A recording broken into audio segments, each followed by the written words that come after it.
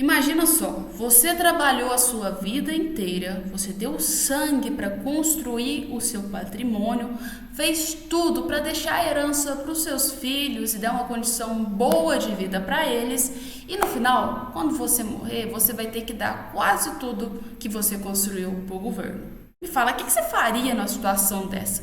Porque é mais ou menos isso que o governo Lula está querendo fazer, né? Não sei se vocês perceberam, mas olha a citação que o Lula fez, ó. Lula critica imposto sobre herança e diz que o Brasil não há interesse em devolver esses patrimônios, né, gente? Mas também com um governo desse, quem que quer devolver o que para esse governo, né? Nem pagar imposto a gente quer direito, porque assim, sabe que nunca vai voltar para nós brasileiros, né, gente? E o que acontece? Essa fala do Lula vem com tantas polêmicas e eu já falei também sobre esse tema aqui no vídeo com vocês, mas hoje eu quero citar mais algumas informações sobre isso que torna cada vez pior essa matéria. Dá uma olhada. Lula acha que o patrimônio saldo de trabalhador é na verdade do Estado.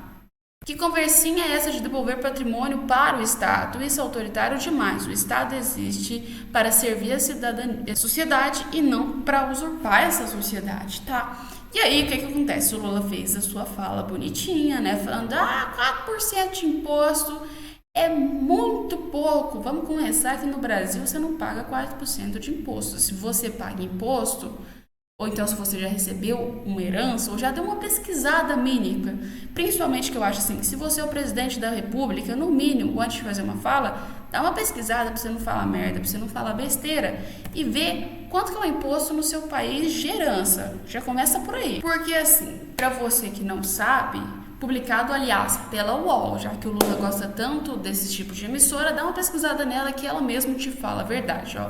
Como fica o imposto de herança, né, sobre herança, no caso de doação, com a reforma tributária, galera? Vamos te falar, não fica só em 4% não, tá bom, galera? O que acontece? Olha, a Câmara, ela aprovou as mudanças de transmissão de bens. No caso, a regra torna progressiva a alíquota de ITCMD para entre 2% e, aliás, não esqueçam desse próximo número, até 8%.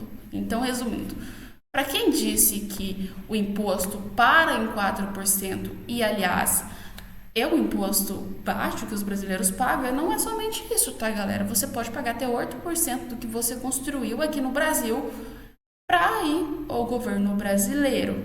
E aí, para o Lula inventar uma desculpa e falar que a situação não ficou tão feia para ele, como depois que ele fez essa fala, ele usou o fato dos Estados Unidos, que lá as pessoas nos Estados Unidos pagam 40% de imposto, e por ser um imposto tão alto, muitos dos próprios empresários preferem ou doar esse dinheiro, ou então não deixam aí e pagam a quantidade do imposto correta para o governo, tá, gente? Só que, vamos lembrar também, nos Estados Unidos, o imposto tem chance de voltar que você paga, tá? Então, resumindo, o cara vai lá, deixa o imposto de herança, só que esses 40% provavelmente vai voltar ou algum benefício para ele e para a sociedade.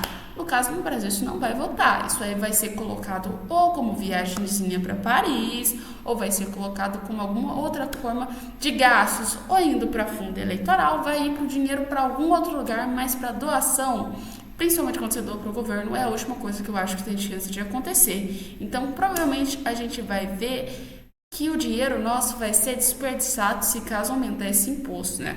E, aliás, não vamos lembrar que, assim, a gente aqui no Brasil, a gente não paga só o imposto de herança. O imposto de herança, ele é um dos mais baixos, que a gente pode dizer aqui, que a gente paga no Brasil, tá?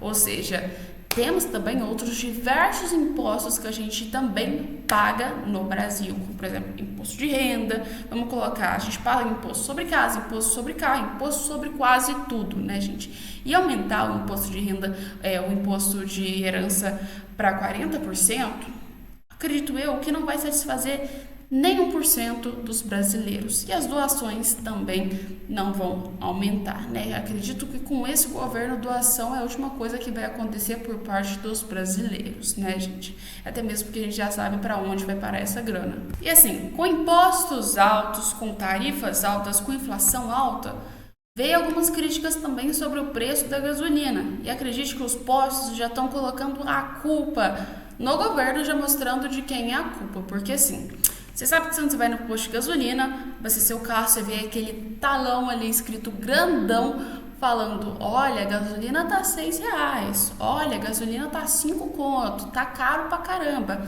Pra quem que você vai reclamar? Pro frentista ou então pro dono do posto, né? Só que eles não estão querendo levar a bronca mais injustiçado e resolveram colocar agora até na cartaz, ó.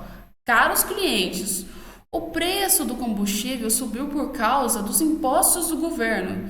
Somente repassamos a vocês, ou seja, vocês que fizeram o L, reclamem para o PT, né? A gente sabe que os impostos e o preço da gasolina subiu devidamente pelos impostos. E é a tendência, né? Quanto mais aumenta o imposto, mais chance das coisas serem extremamente caras no país.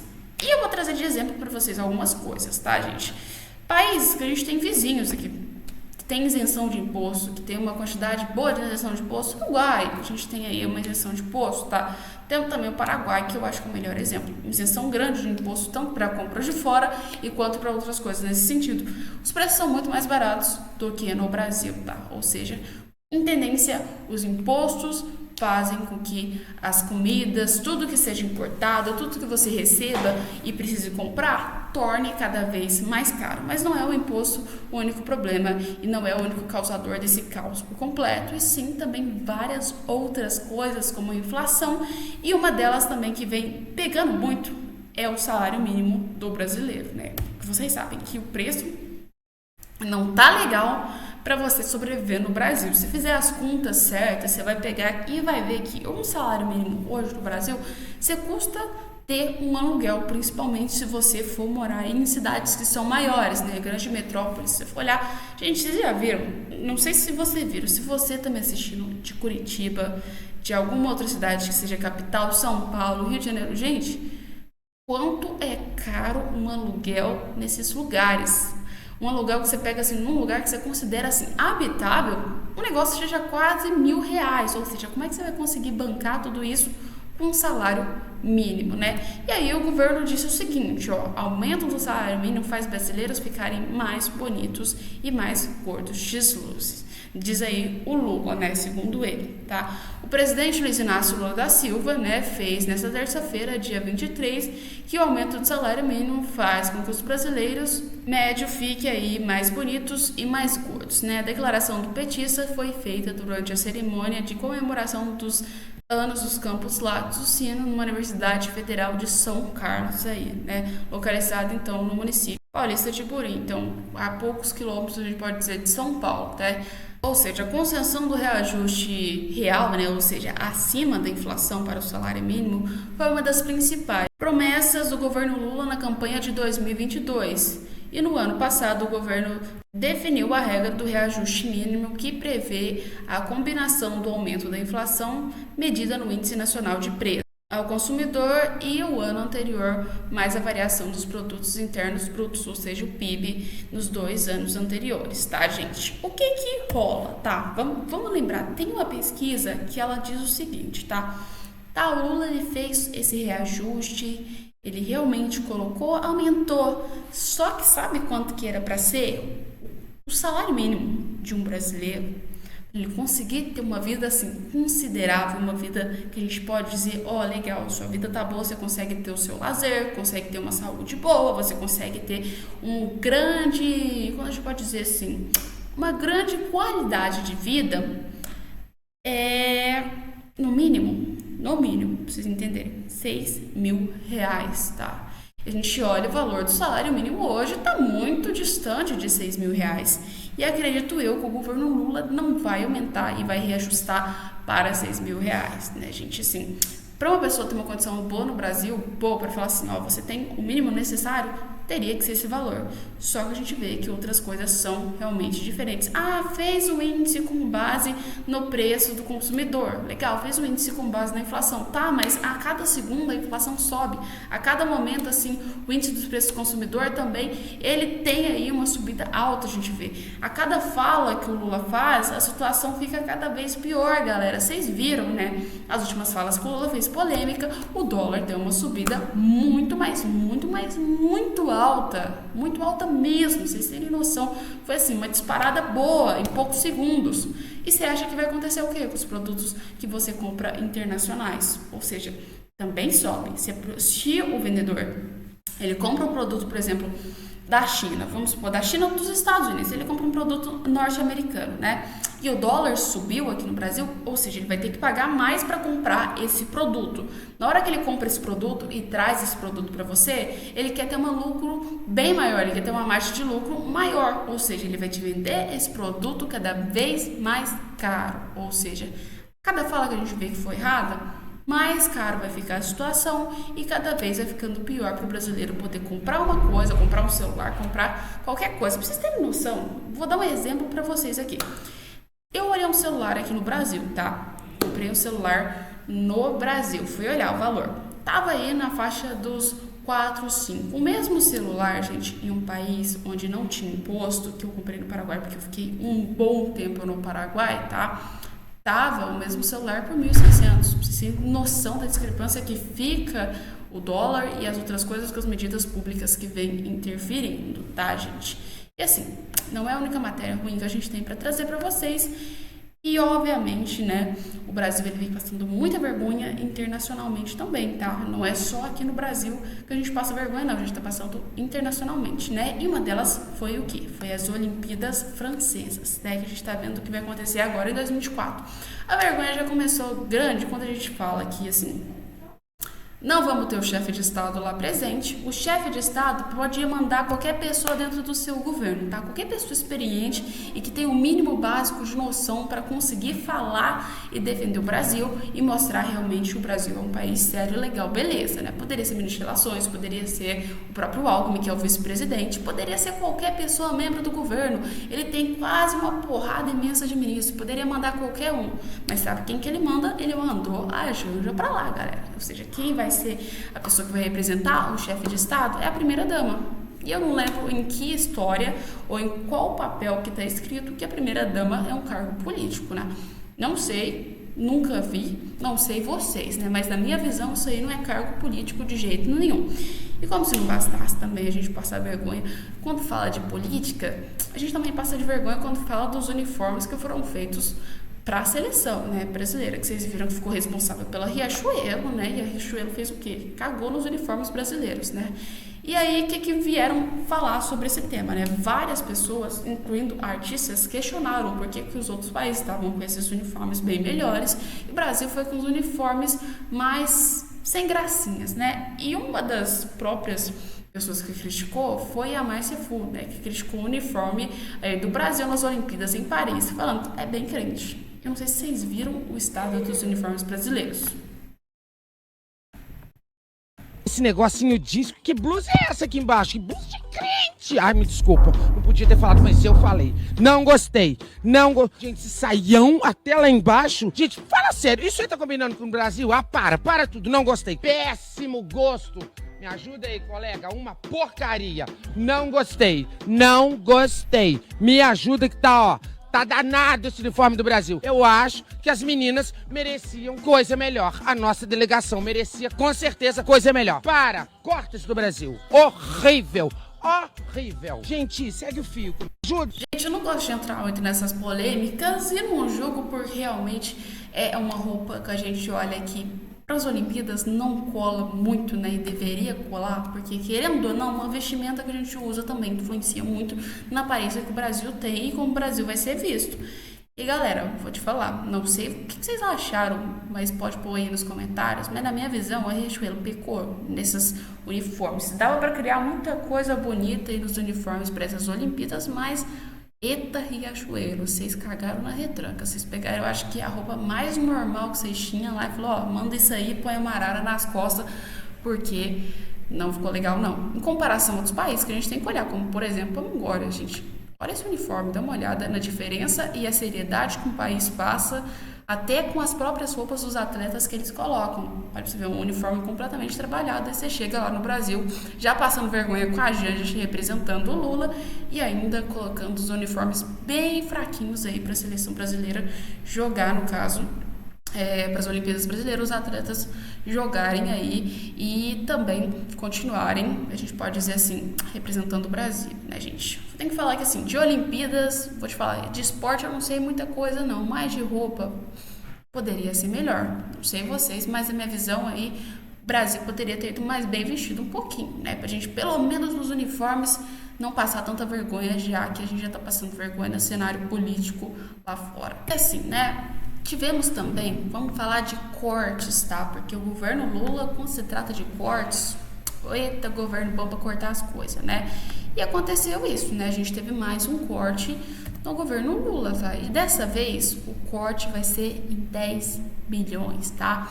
E eu quero que vocês dêem uma olhada na matéria para vocês entenderem o quanto esse corte pode ser grave, quanto vai prejudicar você, que depende da saúde, que depende da educação e que depende também dos serviços públicos do governo. Um dos principais motivos que eu apoio bastante a privatização. Por quê? Porque aí não tem esses problemas tão grandes. Dá uma olhada. Fontes do governo adiantaram que obras ainda não iniciadas vão ser as áreas mais afetadas pelo bloqueio, principalmente dos Ministérios do Desenvolvimento Regional, das cidades, do turismo e do esporte. Saúde e educação também devem sofrer, porém com menor impacto. O anúncio do congelamento de 15 bilhões de reais foi bem recebido pelo mercado, mas especialistas avaliaram que é preciso mais. Cálculos internos do governo dão conta de que ainda será necessário um corte de mais 10 bilhões de reais até o final do ano para garantir o cumprimento da meta fiscal. Ao contrário do que a ministra Simone Tebet disse a jornalistas, ela e Fernando Haddad confidenciaram que foi difícil sim convencer o presidente da necessidade de cortar despesas. Agora a estratégia da equipe econômica é ir aos poucos, comendo pelas beiradas, para mais uma vez ter o apoio de Lula para passar tesoura. Na Fazenda, a preocupação também está em ganhar um outro debate, na arena digital. Nas últimas semanas, memes criticando Fernando Haddad pela taxação das compras importadas e a reforma tributária se espalharam pelas redes. Depois de anunciar um corte de 15 bilhões de reais no orçamento, o governo deve definir na segunda-feira quais áreas vão ser atingidas. Fontes... E assim, pelo teor da matéria, vocês já viram aonde quem vai levar nesses cortes. Claramente vai ser o quê? Vai ser a saúde, você que depende de uma saúde pública, a gente que precisa de uma saúde que realmente preste, ou seja, hospitais que estão caindo ao pedaços, hospitais que nem foram construídos, vão ser aí bastante lascados quanto a gente pode falar de financiamento, porque se um corte de 10 bilhões é muita coisa e dava para construir muita coisa, o financiamento dava para ser muito grande, que agora a gente vai ter um corte e não vai rolar, né? Mas, por outro lado, o governo prefere não tirar governos de certos setores, como setores de viagenzinhas e até mesmo setores quando a gente fala aí que é de fundo eleitoral, né? Isso a gente não viu corte algum nesses pedaços, né? O corte vai no Banco do Povo, o corte vai para você que tá pagando impostos e pede aí no mínimo uma saúde que preste, vai aí para você que tá pagando impostos e quer colocar o seu filho numa escola onde claramente a gente olha que ele vai ter o mínimo, o básico. Você chega na escola pública hoje, não é nem mentira, vou te falar, eu estudei minha vida inteira em escola pública. Eu sei do que eu tô falando, gente. Não tem um livro, não tem uma cadeira, tem cadeira quebrada, pra vocês terem noção. O quadro tá assim, só o caos, tá, galera? Aliás, você pega várias outras partes que também não tem. Pra vocês terem noção, meu ensino médio, vou contar pra vocês o que eu fiz no meu ensino médio. Essa aqui é uma história bem polêmica, tá? Eu não tinha professores, né? E alguns professores faltaram no meu ensino médio porque não tinha quantidade de funcionários meio que assim qualificados para aquilo. E no meio dessa história toda eu fui reclamar com a direção, falei muito sobre isso, falei, olha, não tem como a gente estudar ser um professor de ciências, não tem como rolar isso, entendeu? De ciência na biologia. E aí a diretora chegou e falou assim, olha, não é culpa nossa, a gente até que pediu, fez, mas o governo não tem financiamento para isso, tá? E não tem nada que a gente possa fazer, ou seja, passei praticamente o meu ensino médio, 2 anos do meu ensino médio, finalzinho, com professores substituindo outros que às vezes nem eram da mesma matéria. Então, faltando professores aí porque não tinha uma quantidade certa, tá? A gente não tinha pessoas qualificadas para aquilo. Embora eu tenha que agradecer meus professores que me deram aula, porque realmente eles eram bons, mas eles acabavam aí tendo que substituir, né? Na verdade, assim, além do trabalho deles, colocarem o trabalho de outras pessoas que, no caso, era para vir financiamento do governo para fazer essas contratações e também fazer aí, né, que assim, no mínimo os alunos tenham uma condição boa de estudos, né? E aí vocês já sabem que a realidade do Brasil é essa. E não foi só na minha escola que eu passei isso, eu já vi várias escolas que aconteceram isso com os meus amigos. E por um lado, eu já estudei também em escolas que são particulares, tá? Eu passei 2 anos da minha vida em escola particular e não faltava professor. Vou te falar, você paga, mas assim, não falta professor, não faltava livro, não faltava absolutamente nada, tá? A escola sempre estava em bom estado, muito ao contrário de escolas públicas, tá?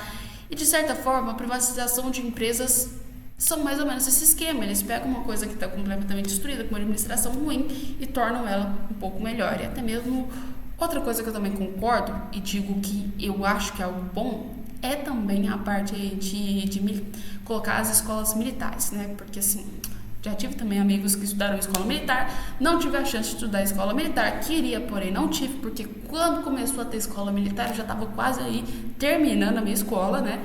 E por outro lado eu tive aí primos que estudaram em escola militar e assim, era outro nível, era outra condição, uma história bem diferente do que as escolas que eu estudei, né? Mas põe aí nos comentários. Você já estudou em escola pública, particular, já estudou em escola militar? Onde você estudou? Põe aí nos comentários e como é que era a condição da sua escola também quando você estudou aí, na época que você estava estudando, né, gente? Põe aí nos comentários. A gente volta com mais vídeos para vocês amanhã.